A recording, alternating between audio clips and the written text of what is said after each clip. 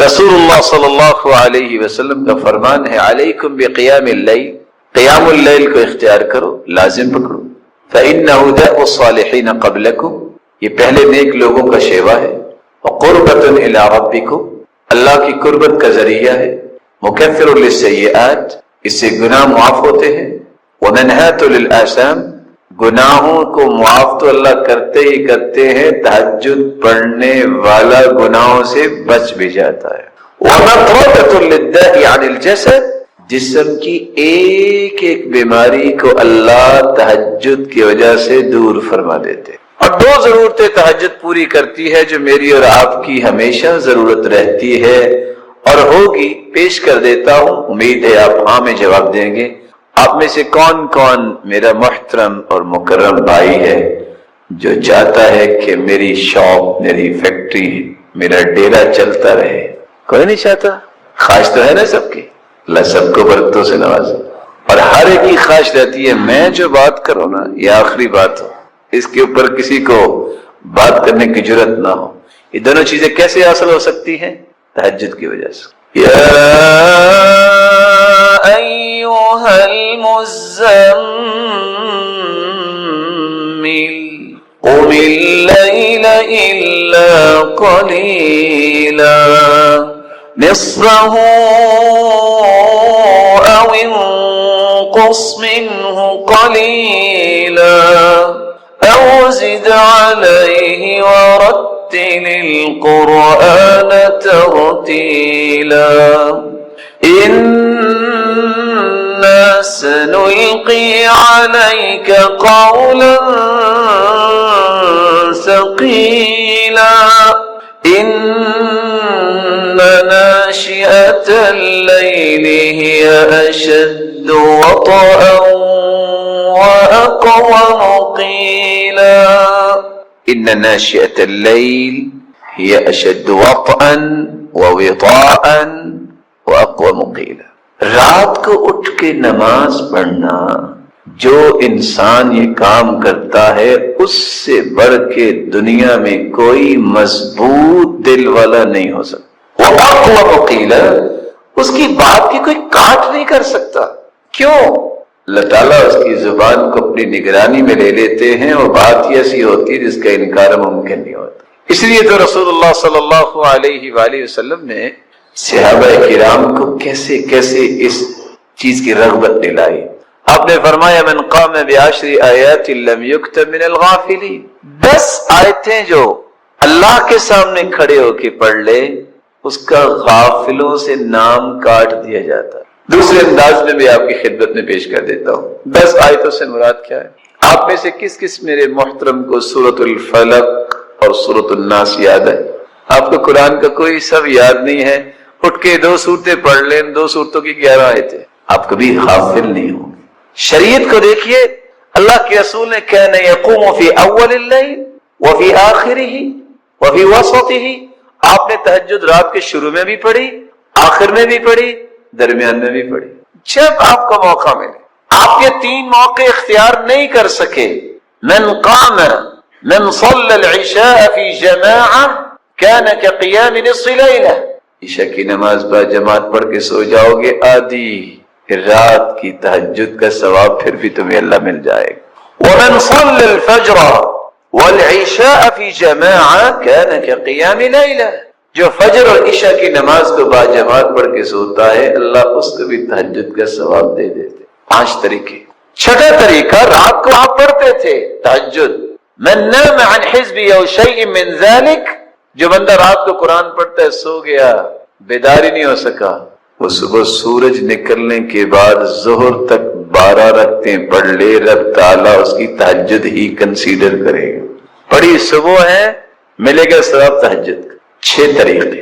7واں طریقہ، من اتى فراشہ وهو ينوي ان يقوم يصلي من الليل، جو رات کو تہجد کی نیت کر کے سوتا ہے، فغلبت عیناہ حتى اصبح، نیند کا اتنا غلبہ ہوتا ہے کہ صبح تک بیدار نہیں ہو سکا، کتب لہ ما نوى، اللہ فرماتے ہیں میرے بندے نے نیت تو کی تھی نا، فرشتوں نیت کے مطابق اس کے نامہ اعمال میں رات کی تہجد لکھ دی جائے۔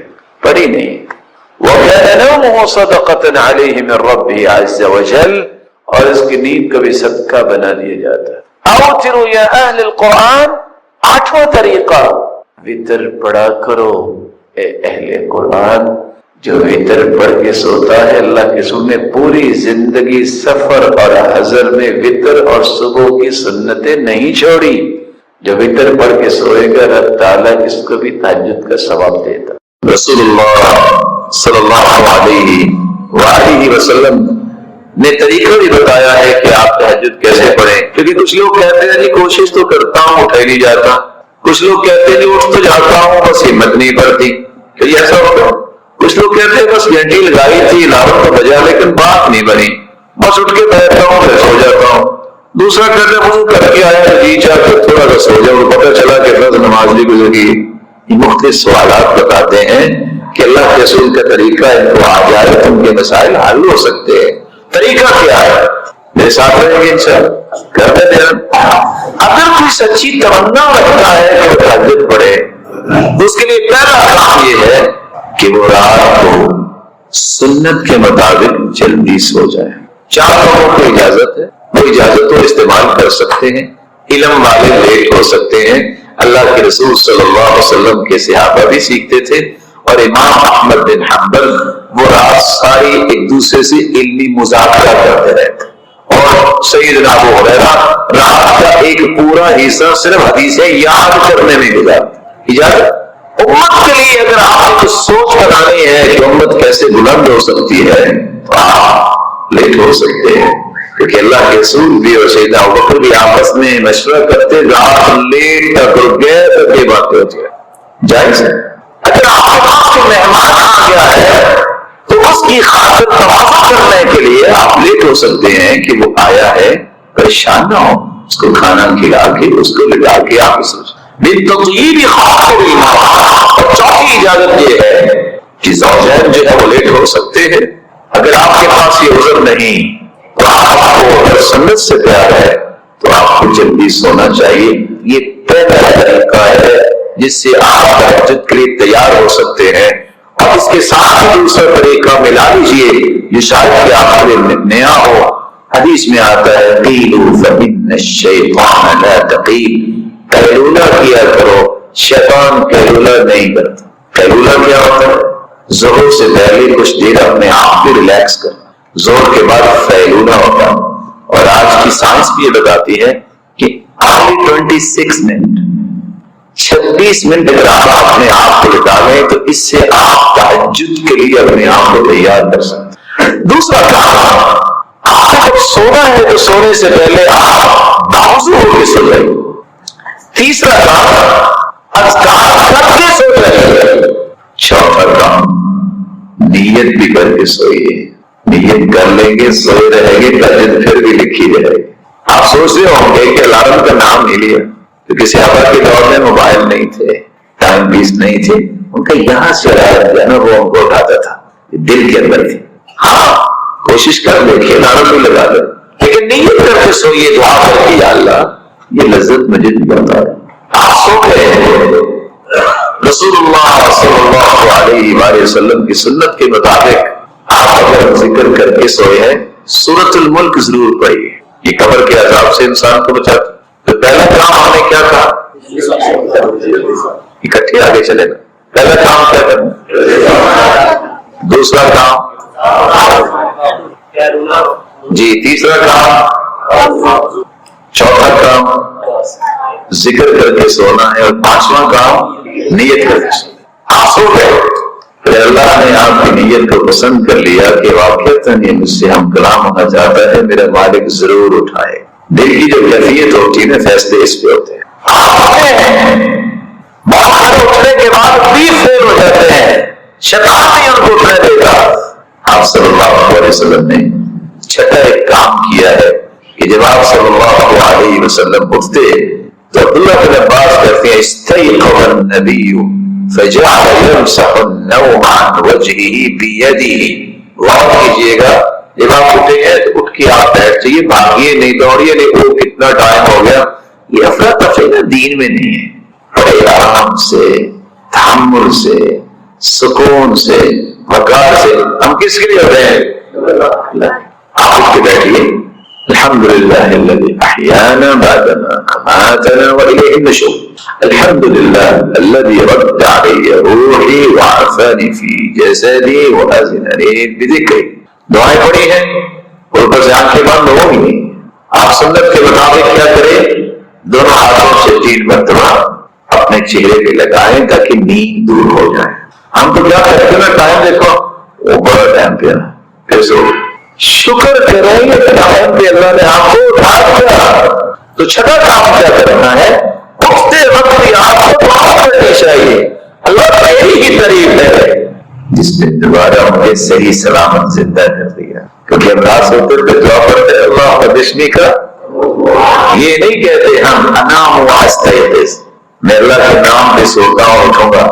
اموت واحیا، میں اللہ کے نام پہ ہی مرتا ہوں زندہ کیا جاؤں گا. یہ غور کیجیے، نیند بھی جو ہے نا الموتۃ الصغریٰ، یہ چھوٹی موت ہوتی ہے. اللہ یتوفی الانفس حین موتها، اللہ جب کسی کو سلاتے ہیں اس کی روح کو قبض کر لیتے ہیں، چاہے تو واپس کر دے چاہے تو واپس نہ کرے.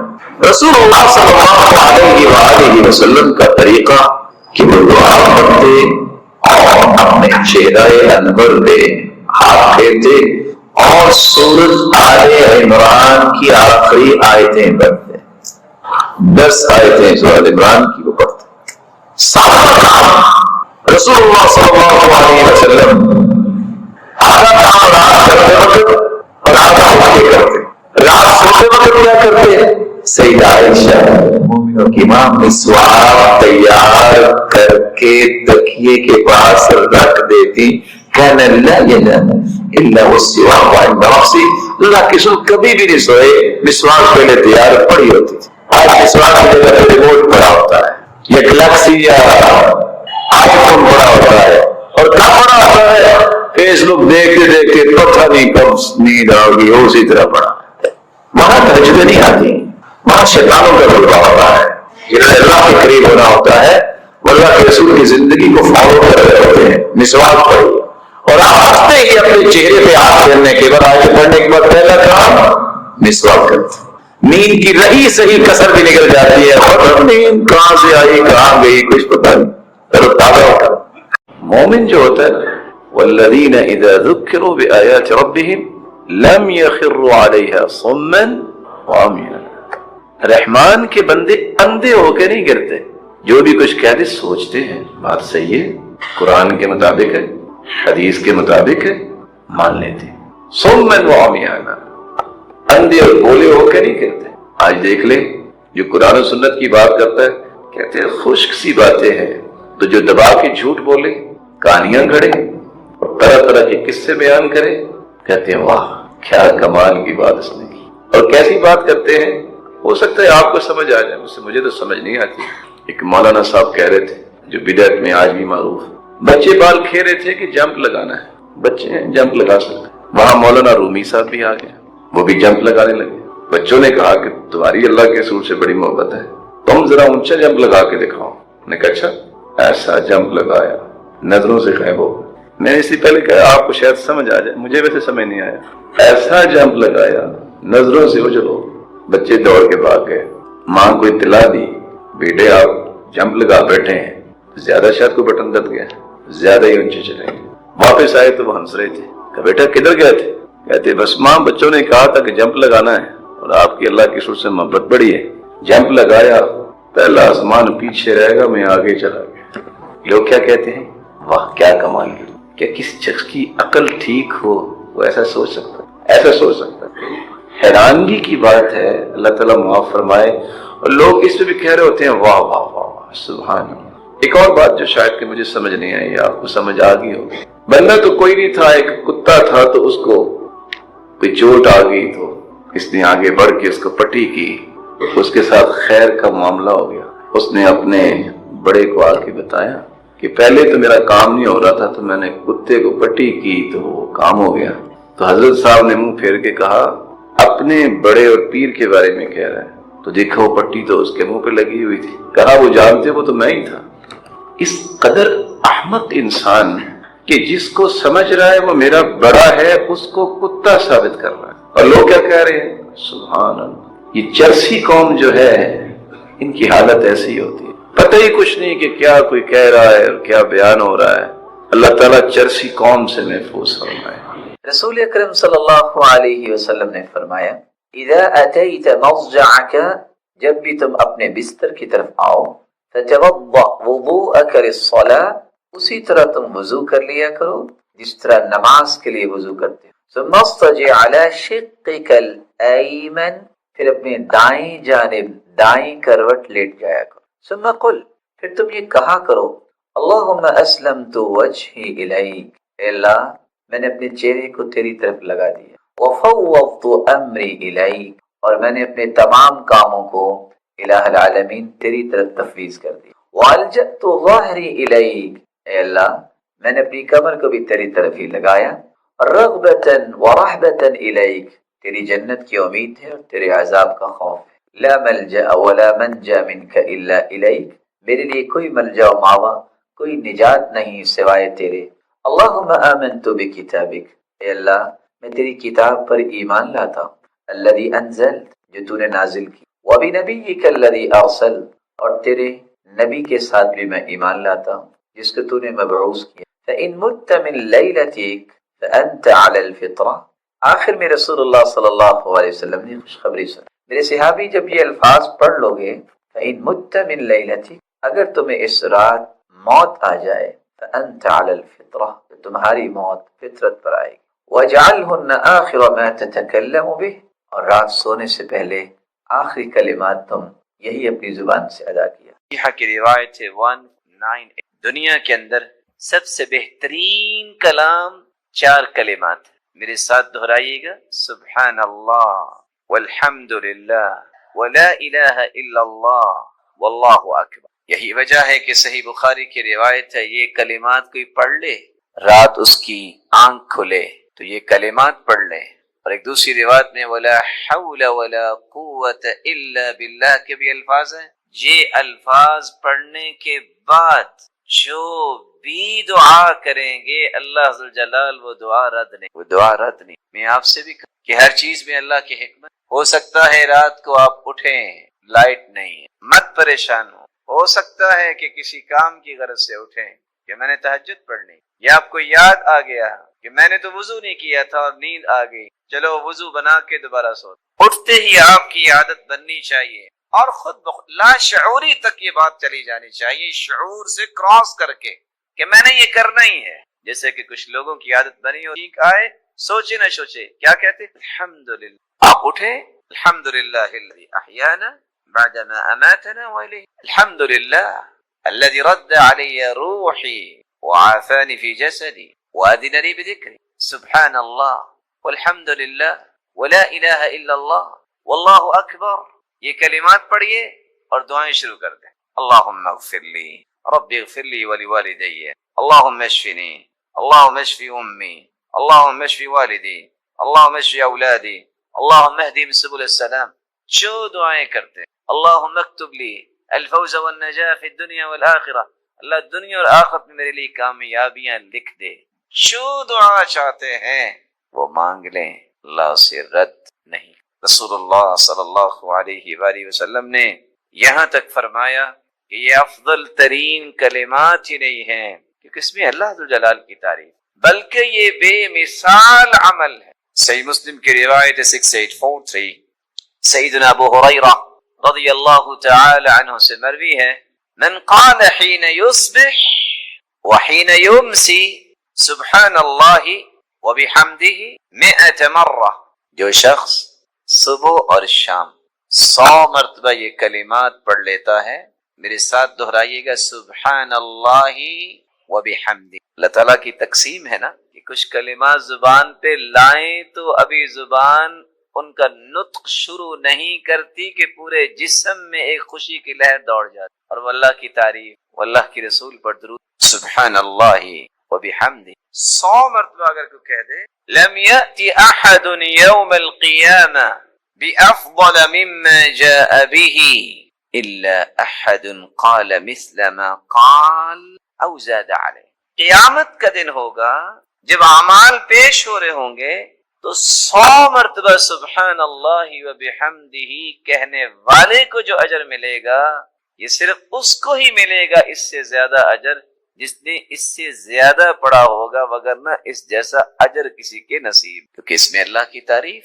بلکہ صحیح مسلم کی روایت ہے 6847، رسول اللہ صلی اللہ علیہ وسلم نے فرمایا، سیدنا ابو ہریرہ رضی اللہ تعالی عنہ بیان کرتے ہیں، لَأَنْ أَقُولَ سُبْحَانَ اللَّهِ، رسول اللہ صلی اللہ علیہ وسلم کا فرمان ہے، لَأَنْ أَقُولَ سُبْحَانَ اللَّهِ وَالْحَمْدُ لِلَّهِ وَلَا إِلَهَ إِلَّا اللَّهِ وَاللَّهُ أَكْبَرُ أَحَبُّ إِلَيَّ مِمَّا طَلَعَتْ عَلَيْهِ الشَّمْسُ۔ اللہ اکبر۔ دنیا اگر ساری کی ساری مجھے مل جائے، اس سے زیادہ میرے نزدیک پیاری چیز یہ ہے کہ میں یہ 4 کلمات کہہ دوں جو پوری دنیا سے بہتر ہیں، سبحان اللہ والحمد للہ ولا الہ الا اللہ واللہ اکبر۔ بلکہ رسول اللہ صلی اللہ علیہ وآلہ وسلم نے فرمایا، صحیح الجامع کی روایت ہے 3214، سیدنا ابو ہریرہ رضی اللہ تعالی عنہ بیان کرتے ہیں، خذوا جنتکم من النار، اگر آگ سے بچنے کی کوئی ڈھال لینا چاہتا ہے تو وہ کیا ہے؟ یہ کہہ دو، سبحان اللہ والحمد للہ ولا الہ الا اللہ واللہ اکبر۔ یہ 4 کلمات قیامت کے دن تمہارے چاروں طرف ڈھال بن جائیں گے، تمہیں جہنم نہیں جانے۔ فإنهن يأتين يوم القيامة مقدمات معقبات مجنبات وهن الباقيات الصالحات۔ یہ قیامت کے دن انسان جب جا رہا ہوگا، یہ آگے بھی ہوں گے، پیچھے بھی ہوں گے، دائیں بھی ہوں گے، بلکہ یہی کلمات باقیات الصالحات بنیں گے، باقی رہنے والی ایسی نیکیاں جو نیکیاں انسان کو اللہ کی جنت کا مہمان بن۔ رسول اللہ صلی اللہ علیہ وآلہ وسلم نے تو یہاں تک فرمایا، سیدنا ابو ہریرہ رضی اللہ تعالی عنہ سے مروی صحیح ترغیب کی روایت ہے 153، نوح علیہ السلام کی وفات کا جب وقت آیا تو انہوں نے اپنے بیٹوں کو بلا کر وصیت کی اور کہا، بیٹو آمرکما بلا الہ الا اللہ، اپنے دونوں بیٹوں سے کہتے ہیں میں تمہیں حکم دیتا ہوں کہ تم کثرت سے لا الہ الا اللہ پڑھنا، فإن السماوات والأرض وما فيهما لو وضعت في كفة الميزان ووضعت لا إله إلا الله في الكفة الأخرى كانت أرجح۔ بیٹو اگر 7 آسمان 7 زمینیں 14 کے 14 طبق ترازو کے ایک پلڑے میں رکھے جائیں اور دوسرے پلڑے میں لا الہ الا اللہ رکھ دیا جائے تو یہ توحید کا کلمہ 14 کے 14 طبق سے بھاری ہو۔ وَلَوْ أَنَّ السَّمَاوَاتِ وَالْأَرْضَ كَانَتَا حَلْقَةً فَوُضِعَتْ لَا إِلَهَ إِلَّا اللَّهُ عَلَيْهَا لَفَصَمَتْهَا أَوْ لَقَصَمَتْهَا وَآمُرُكُمَا بِسُبْحَانَ اللَّهِ وَبِحَمْدِهِ فَإِنَّهَا صَلَاةُ كُلِّ شَيْءٍ وَبِهَا يُرْزَقُ كُلُّ شَيْءٍ۔ میرے بیٹوں میں آپ کو ایک دوسری چیز کی نصیحت بھی کرتا ہوں کہ تم لا الہ الا اللہ کے ساتھ ایک کلمہ اور پڑھا کرو، سبحان اللہ وبحمدہ، سبحان اللہ وبحمدہ۔ اس کلمے سے کیا ہوگا؟ فإنها صلاة كل شيء، ہر چیز کی نماز یہی کلمہ ہے۔ قرآن مجید میں اللہ فرماتے ہیں، وَإِن مِّن شَيْءٍ إِلَّا يُسَبِّحُ بِحَمْدِهِ وَلَكِن لَّا تَفْقَهُونَ تَسْبِيحَهُمْ۔ ہر چیز اللہ جلال کی تسبیح بیان کرتی، پاکی بیان کرتی ہے، لیکن تمہیں سمجھ نہیں ہے کہ پاکی کیسے بیان۔ اور یہاں اللہ کے رسول صلی اللہ علیہ وسلم فرما رہے ہیں کہ سبحان اللہ وبحمدہ کائنات کی ہر چیز کی نماز ہے، وَبِهَا يُرْزَقُ كُلُّ شَيْءٍ، یہ اس سے بڑا انعام ہے کہ سبحان اللہ وبحمدہ، یہ کلمات اتنے مبارک ہیں، ان کلمات کی وجہ سے ہر ایک کو رزق عطا کیا جاتا۔ تو رزق کی فراوانی اگر کسی کو درکار ہو تو ان کلمات کو کثرت سے پڑھے.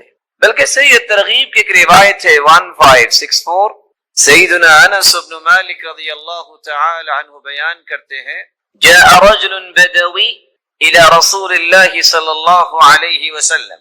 ایک دیہاتی شخص آیا اللہ کے رسول صلی اللہ علیہ وسلم. آج کتنے لوگ اس بات پہ پریشان ہوتے ہیں کہ مجھے دیہاتی نہ کہیں. یاد رکھنا دیہاتیوں میں 2 وصف ہیں. یہ سیدھے ہو جائیں تو ان جیسا سیدھا کوئی نہیں، کیونکہ ان میں تکلف نہیں ہوتا، اور اگر ان کے مزاج میں اکھڑا پن آ جائے تو ان جیسا کوئی ضدی بھی نہیں ہوتا. الاعراب اشد کفرا ونفاقا. لیکن اللہ ذو الجلال جن کو ہدایت دے دے وہ پھر مثالی بنتے. قرآن مجید کی تلاوت یہ ایسی سعادت ہے، ایسی خوش نصیبی ہے، یہ ملتی اس کو ہے جو اللہ کا پیارا ہوتا ہے. ویسے تو نصاب اللہ کے رسول نے بیان کیا اقرأ فی 40. صحیح الجامع کی روایت ہے کہ 40 دن میں قرآن ختم ہونا چاہیے. صحابی نے کہا میں تو اس سے زیادہ پڑھنا چاہتا ہوں. آپ نے فرمایا اقرأ فی 30. چلو مہینے میں ختم کر. کہا نہیں، اللہ کے رسول اور جی چاہتا ہے. فرمایا اقرأ فی 20. 25 اور 20 دن کا تذکرہ کیا، پھر 15 اور 10 دن، پھر فرمایا 7 دن میں مکمل کرو. پھر فرمایا اقرأ فی 3. 3 دن میں پڑھو، اور 3 دن میں جو پڑھتا ہے وہ قرآن کو سمجھتا نہیں. اور ساتھ صحیح الجامع کی روایت ہے ان استطعت، اگر تمہاری طاقت ہے تو تم 3 دن سے بھی کم عرصے میں قرآن مکمل پڑھ سکتے. اگر قرآن مجید رمضان میں بھی ہم نہیں پڑھیں گے تو پھر کب پڑھیں گے؟ میں نہیں آپ کو منع کروں گا، میری کیا ضرورت ہے کہ آپ جیسے محترم لوگوں کو میں بھائیوں کو منع کروں. آپ ڈان اخبار پڑھا کریں، ہو سکتا ہے کوئی تبدیلی آپ لے آئیں اس کو پڑھنے سے. آپ نوائے وقت جنگ جو ہے وہ دیکھا کریں، لیکن ان تینوں سے پہلے وہ خبریں پڑھا کریں جو اللہ نے اتاری ہیں. وہ کون سی خبریں ہیں؟ وہ قرآن ہے، جو دستور ہے، جو آئین ہے. ان اللہ یرفع بهذا الكتاب اقواما ویضع به آخرین.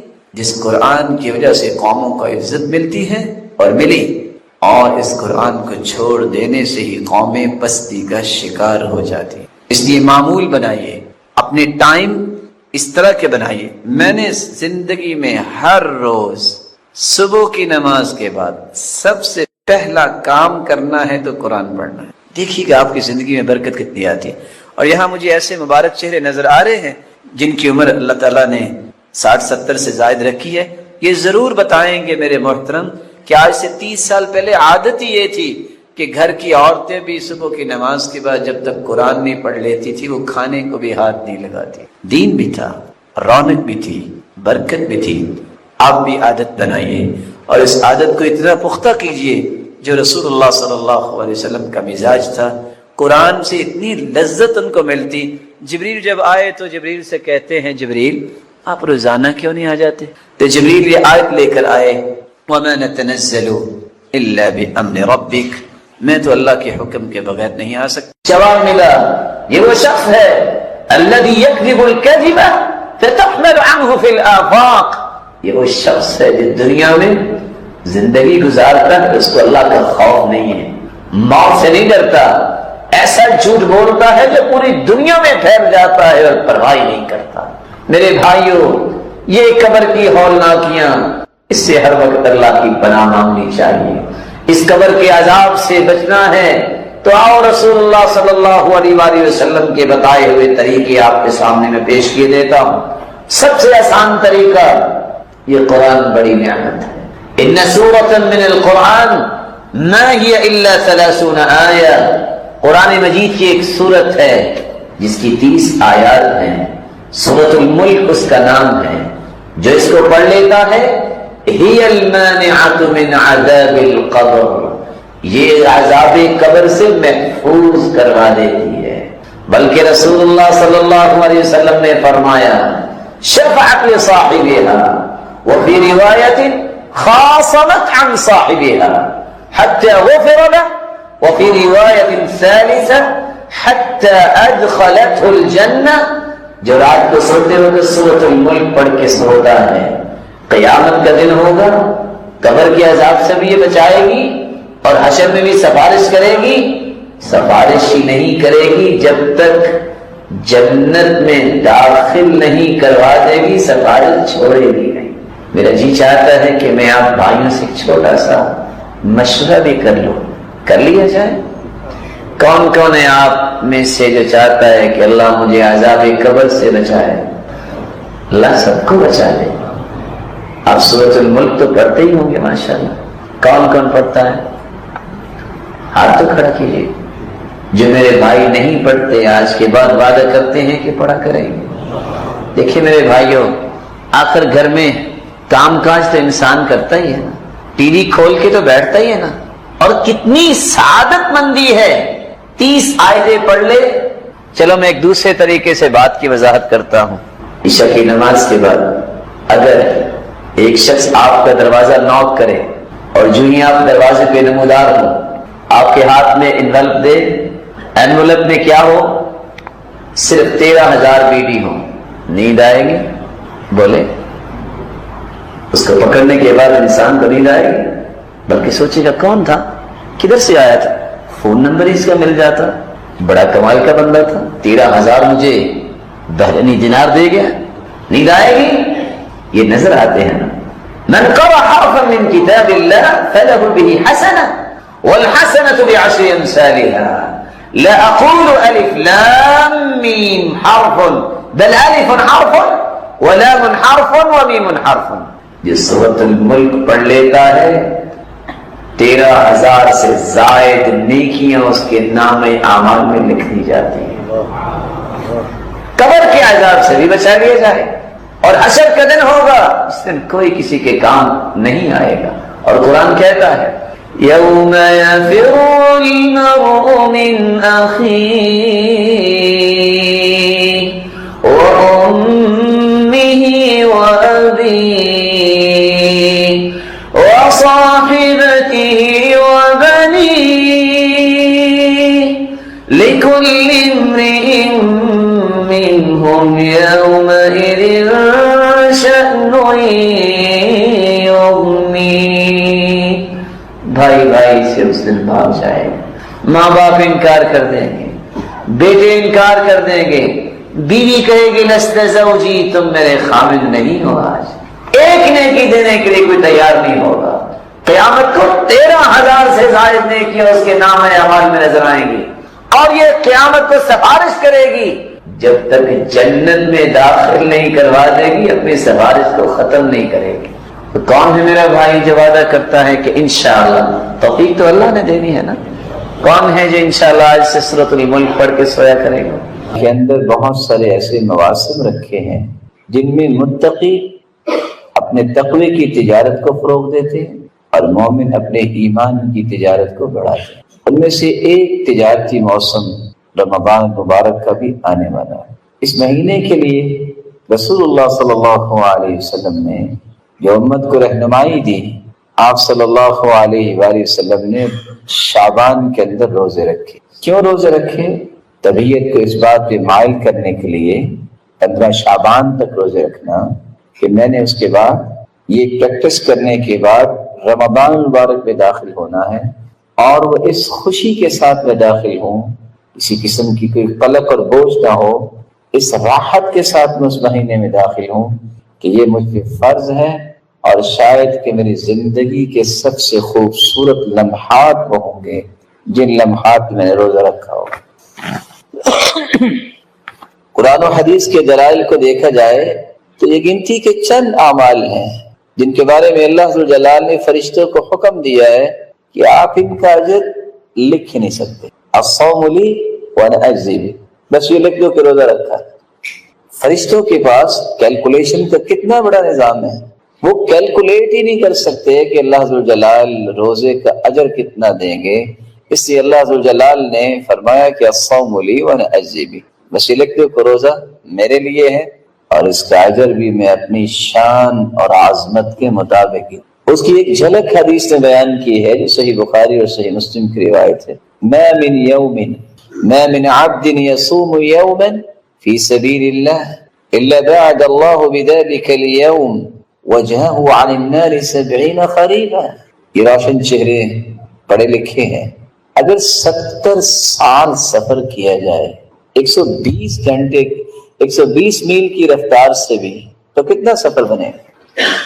ایک روزہ، اور وہ بھی نفلی روزہ اللہ کی راہ میں کوئی رکھتا ہے تو 70 سال میں جتنا سفر ہوتا ہے رب تعالیٰ اس انسان کو جہنم سے اتنا دور کرتا ہے۔ اگر نفلی روزے کی یہ شان ہے جو صحیح بخاری اور مسلم کی روایت بتا رہی ہے، تو اللہ جلال نے اس فرض روزے کا انعام کتنا رکھا ہوگا۔ اس لیے جب صحابی ابو امامہ رضی اللہ تعالی عنہ نے سوال کیا تھا کہ مجھے کوئی وصیت کیجیے، فرمایا علیک بالصوم فإنہ لا مثل لہ، تم روزہ رکھا کرو، اس کے مثل کوئی عمل نہیں۔ لیکن یہ رمضان پہلا رمضان نہیں ہے جو ہماری زندگی میں آئے گا، کتنے یہ مبارک مہینے آئے، لیکن ان مہینوں سے میں نے فائدہ کتنا لیا، اور میرا فائدہ لینے کے سامنے رکاوٹیں، ہرڈلز اور کتنی مشکلات آئیں، میں نے اس کو کبھی امیجن نہیں کیا۔ میں چاہوں گا کہ اس ضمن میں آپ کی خدمت میں 5 گزارشیں رکھوں کہ آپ زندگی کے کسی بھی مہینے میں ہیں، یہ 5 چیزیں آپ کے ساتھ رہنی چاہیے۔ اگر آپ سمجھتے ہیں کہ زندگی کا ہر لمحہ اللہ جلال کے ہاں پسندیدہ بن جائے، تو آپ جب تک ان 5 چیزوں کو اپنے ساتھ نہیں رکھتے، یہ زندگی کے ایام گزرتے جا رہے ہیں، رمضان آتا بھی ہے اور مکمل بھی ہو جاتا ہے، آئندہ سال پھر آتا ہے۔ یہ تو اللہ کی رحمت اور نعمت جاری و ساری ہے۔ سوال یہ ہے، ماذا استفدنا من هذا الشهر الفضیل، اس فضیلت والے مبارک مہینے سے ہم نے فائدہ کیا لیا؟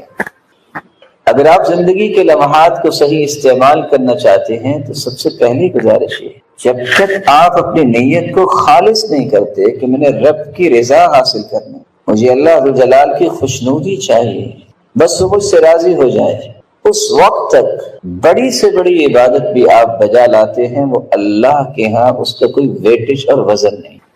ان اللہ لا يقبل من العمل الا ما كان له خالصا وابتغي به وجهه، اللہ ذو جلال صرف وہ عمل قبول کرتے ہیں جو خالص اس کی رضا کے لیے کیا۔ دنیا کے اندر کاروبار کرنے والے 50-50، 60-40، 70-30 اپنی پسند کی ریشو رکھ کے کاروبار کرتے ہیں، لیکن جب حساب کرتے ہیں ایک پیسہ نہیں چھوڑتے۔ عبادت اتنی حساس ہے کہ اگر 99% آپ نے اللہ کے لیے عبادت کی ہو اور 1% لوگوں کے لیے کہ لوگ بھی واہ واہ کریں، لوگ مجھے اپریشیٹ کریں، تو اللہ جلال قیامت کو فرمائیں گے ترکتہ وشرکہ، میں نے اپنے 99% بھی چھوڑے جس کے لیے تم نے 1% عبادت کی تھی، فلیطلب ثوابہ من عندی، آج بدلہ اسی سے جا کے لے لو۔ اس قدر خسارے کی بات ہے۔ اور جرجانی رحمہ اللہ سے جب کسی نے پوچھا تھا کہ اخلاص ہے کیا، وہ کہا کرتے تھے اللہ تطلب لعملک شاہدا غیر اللہ، دنیا میں سب سے زیادہ ریلائبل کام وہ ہوتا ہے جس کے گواہ ہوں۔ اللہ عز جلال کے ہاں سب سے ریلائبل کام وہ ہے جس میں اللہ کے سوا کوئی گواہ نہ ہو۔ یہ شعور جب انسان کو آتا ہے، بات کرتے وقت، عمل کرتے وقت، نیکی کرتے وقت، عمل صالح اختیار کرتے وقت، میں کس کے لیے کر رہا ہوں؟